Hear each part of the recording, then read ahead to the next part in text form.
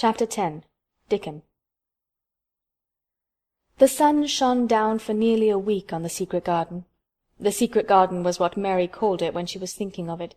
She liked the name, and she liked still more the feeling that when its beautiful old walls shut her in, no one knew where she was. It seemed almost like being shut out of the world in some fairy place. The few books she had read and liked had been fairy story books, and she had read of secret gardens in some of the stories. Sometimes people went to sleep in them for 100 years, which she had thought must be rather stupid. She had no intention of going to sleep, and in fact she was becoming wider awake every day which passed at Misselthwaite. She was beginning to like to be out of doors. She no longer hated the wind, but enjoyed it. She could run faster and longer, and she could skip up to 100. The bulbs in the secret garden must have been much astonished.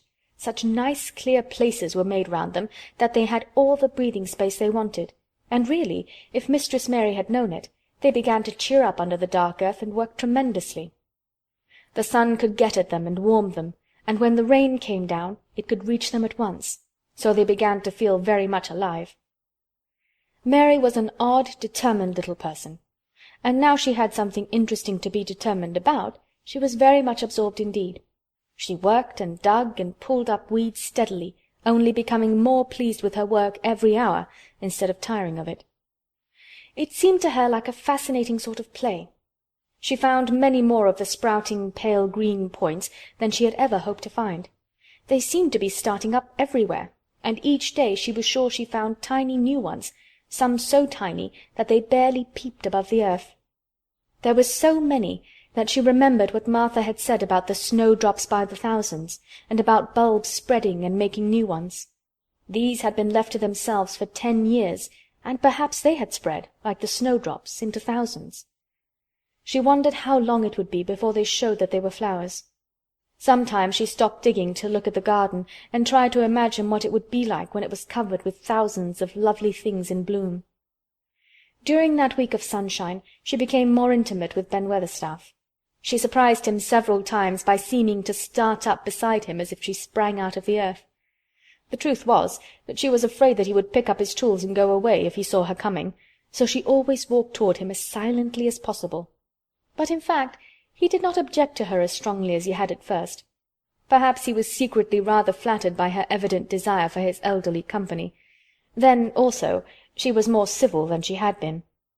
He did not know that when she first saw him she spoke to him as she would have spoken to a native, and had not known that a cross, sturdy old Yorkshireman was not accustomed to salaam his masters and be merely commanded by them to do things. "Thou'rt like the robin," he said to her one morning when he lifted his head and saw her standing by him. "I never knows when I shall see thee, or which side thou'll come from." "He's friends with me now," said Mary. "That's like him," snapped Ben Weatherstaff. "Making up to the womenfolk just for vanity and flightiness. There's nothing he wouldn't do for the sake of showing off and flirting his tail feathers. He's as full of pride as an egg's full of meat." He very seldom talked much, and sometimes did not even answer Mary's questions except by a grunt, but this morning he said more than usual. He stood up and rested one hobnailed boot on the top of his spade while he looked her over. "How long has tha been here?" he jerked out. "I think it's about a month," she answered. "Tha's beginning to do Misselthwaite credit," he said. "Tha's a bit fatter than tha was, and tha's not quite so yeller. Tha looked like a young plucked crow when tha first came into this garden. Thinks I to myself, I never set eyes on an uglier, sour-faced young'un." Mary was not vain, and as she had never thought much of her looks, she was not greatly disturbed. "I know I'm fatter," she said. "My stockings are getting tighter. They used to make wrinkles. There's the robin, Ben Weatherstaff." There indeed was the robin, and she thought he looked nicer than ever. His red waistcoat was as glossy as satin, and he flirted his wings and tail, and tilted his head, and hopped about with all sorts of lively graces. He seemed determined to make Ben Weatherstaff admire him, but Ben was sarcastic. "Aye, there tha'rt," he said. "Tha can put up with me for a bit sometimes when tha's got no one better. Tha's been reddening up thy waistcoat and polishing thy feathers this 2 weeks. I know what tha's up to. Tha's courting some bold young madam somewhere, telling thy lies to her about being the finest cock robin on Missel Moor and ready to fight all the rest of them." "Oh, look at him!" exclaimed Mary. The robin was evidently in a fascinating, bold mood. He hopped closer and closer and looked at Ben Weatherstaff more and more engagingly. He flew to the nearest currant bush and tilted his head and sang a little song right at him. "Tha thinks tha'll get over me by doing that," said Ben, wrinkling his face up in such a way that Mary felt sure he was trying not to look pleased. "Tha thinks no one can stand out against thee. That's what tha thinks." The robin spread his wings. Mary could scarcely believe her eyes. He flew right up to the handle of Ben Weatherstaff's spade and alighted on the top of it. Then the old man's face wrinkled itself slowly into a new expression. He stood still as if he were afraid to breathe, as if he would not have stirred for the world, lest his robin should start away. He spoke quite in a whisper. "Well, I'm danged," he said, as softly as if he were saying something quite different. "Tha does know how to get at a chap, tha does. Tha's fair unearthly, tha's so knowin'." And he stood without stirring, almost without drawing his breath, until the robin gave another flirt to his wings and flew away. Then he stood looking at the handle of the spade as if there might be magic in it, and then he began to dig again, and said nothing more for several minutes. But because he kept breaking into a slow grin now and then, Mary was not afraid to talk to him. "Have you a garden of your own?" she asked. "No. I'm a bachelder and lodge with Martin at the gate." "If you had one," said Mary, "what would you plant?" "Cabbages and taters and onions." "But if you wanted to make a flower garden," persisted Mary, "what would you plant?" "Bulbs and sweet-smelling things, but mostly roses." Mary's face lighted up. "Do you like roses?" she said. Ben Weatherstaff rooted up a weed and threw it aside before he answered. "Well, yes, I do. I was learned that by a young lady I was gardener to. She had a lot in a place she was fond of, and she loved 'em like they was children, or robins. I've seen her bend over and kiss 'em." He dragged out another weed and scowled at it. "That were as much as 10 year ago." "Where is she now?" asked Mary, much interested. "Heaven," he answered, and drove his spade deep into the soil, "'cordin' to what Parson says." "What happened to the roses?" Mary asked again, more interested than ever.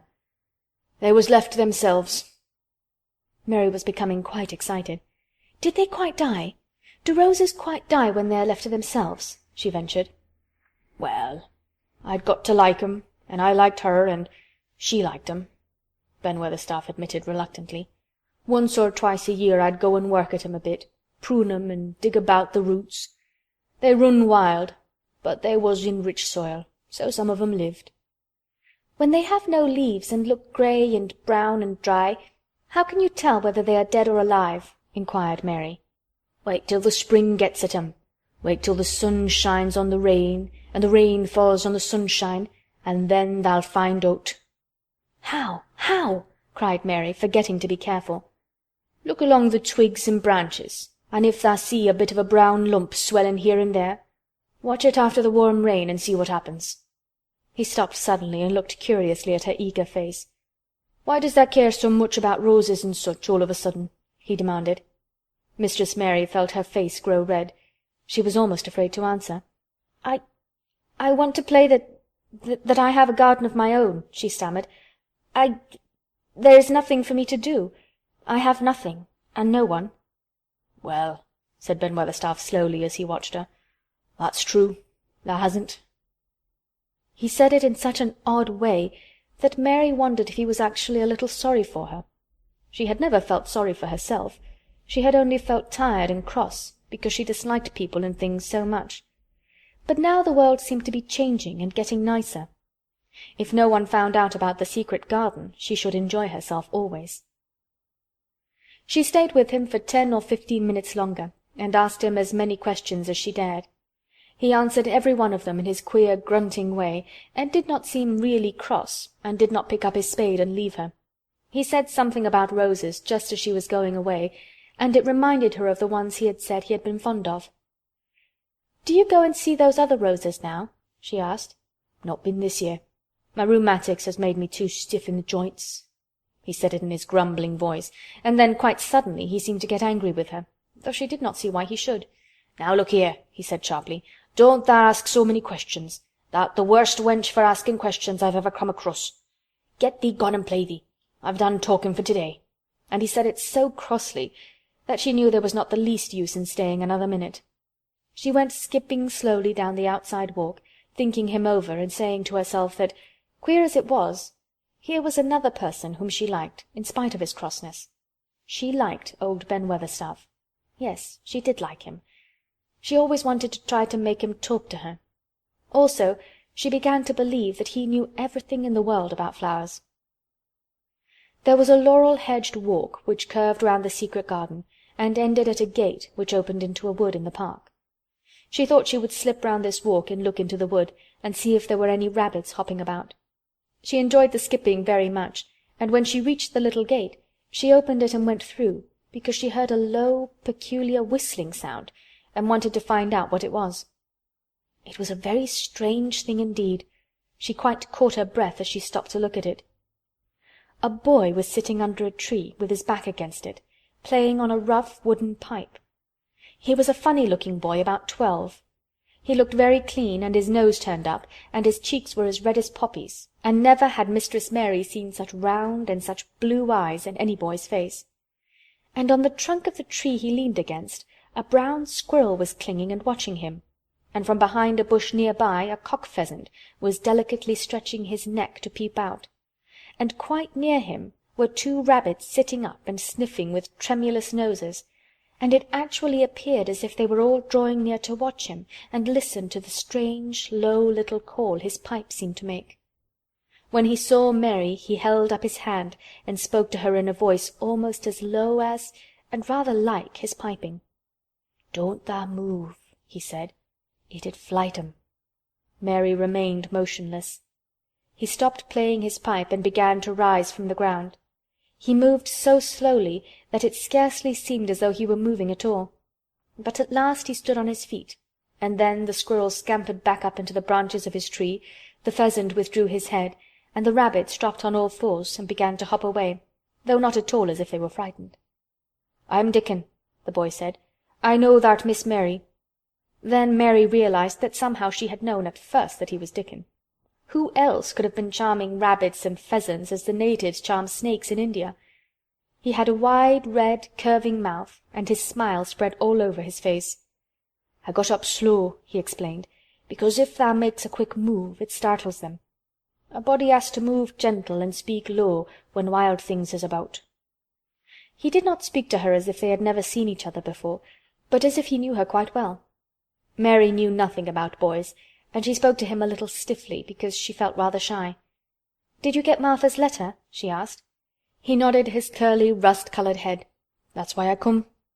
He stooped to pick up something which had been lying on the ground beside him when he piped. "I've got the garden tools. There's a little spade and a rake and a fork and a hoe. They're good uns. There's a trowel too, and the woman in the shop threw in a packet of white poppy and one of blue larkspur when I bought th' other seeds." "Will you show the seeds to me?" Mary said. She wished she could talk as he did. His speech was so quick and easy. It sounded as if he liked her and was not the least afraid that she would not like him, though he was only a common moor boy in patched clothes and with a funny face and a rough, rusty red head.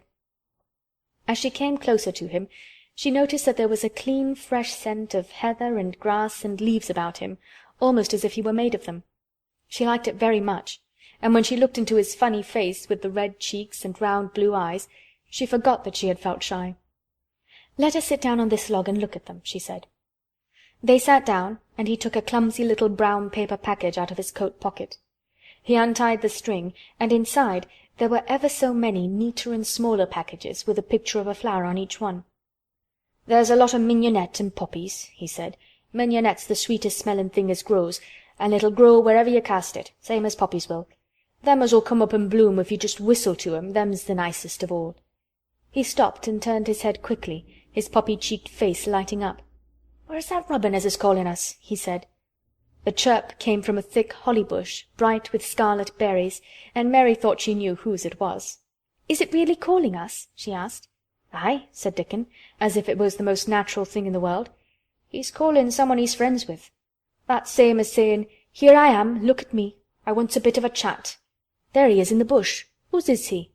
"He's Ben Weatherstaff's, but I think he knows me a little," answered Mary. "Aye, he knows thee," said Dickon in his low voice again. "An' he likes thee. He's took thee on." He'll tell me all about thee in a minute." He moved quite close to the bush with the slow movement Mary had noticed before, and then he made a sound almost like the robin's own twitter. The robin listened a few seconds intently, and then answered quite as if he were replying to a question. "Aye, he's a friend o' yours," chuckled Dickon. "Do you think he is?" cried Mary eagerly. She did so want to know. "Do you think he really likes me?" "He wouldn't come near thee if he didn't," answered Dickon. "Birds is rare choosers, and a robin can flout a body worse than a man. See, he's making up to thee now. Cannot tha see a chap, he's saying?" And it really seemed as if it must be true. He so sidled and twittered and tilted as he hopped on his bush. "Do you understand everything birds say?" said Mary. Dickon's grin spread until he seemed all wide red curving mouth, and he rubbed his rough head. "I think I do, and they think I do," he said. "I've lived on the moor with 'em so long. I've watched 'em break shell and come out and fledge and learn to fly and begin to sing, till I think I'm one of 'em. Sometimes I think p'raps I'm a bird or a fox or a rabbit or a squirrel or even a beetle, and I don't know it." He laughed and came back to the log and began to talk about the flower seeds again. He told her what they looked like when they were flowers. He told her how to plant them and watch them and feed and water them. "See here," he said suddenly, turning round to look at her. "I'll plant them for thee myself. Where is thy garden?" Mary's thin hands clutched each other as they lay on her lap. She did not know what to say, so for a whole minute she said nothing. She had never thought of this. She felt miserable. And she felt as if she went red and then pale. "Tha's got a bit of garden, hasn't tha?" Dickon said. It was true that she had turned red and then pale. Dickon saw her do it, and as she still said nothing, he began to be puzzled. "Wouldn't they give thee a bit?" he asked. "Hasn't tha got any yet?" She held her hands tighter and turned her eyes toward him. "I don't know anything about boys," she said slowly. "Could you keep a secret if I told you one? It's a great secret. I don't know what I should do if anyone found it out. I believe I should die." She said the last sentence quite fiercely. Dickon looked more puzzled than ever, and even rubbed his hand over his rough head again, but he answered quite good-humoredly. "I'm keeping secrets all the time," he said. "If I couldn't keep secrets from the other lads, secrets about foxes' cubs and birds' nests and wild things' holes, there'd be naught safe on the moor. Aye, I can keep secrets."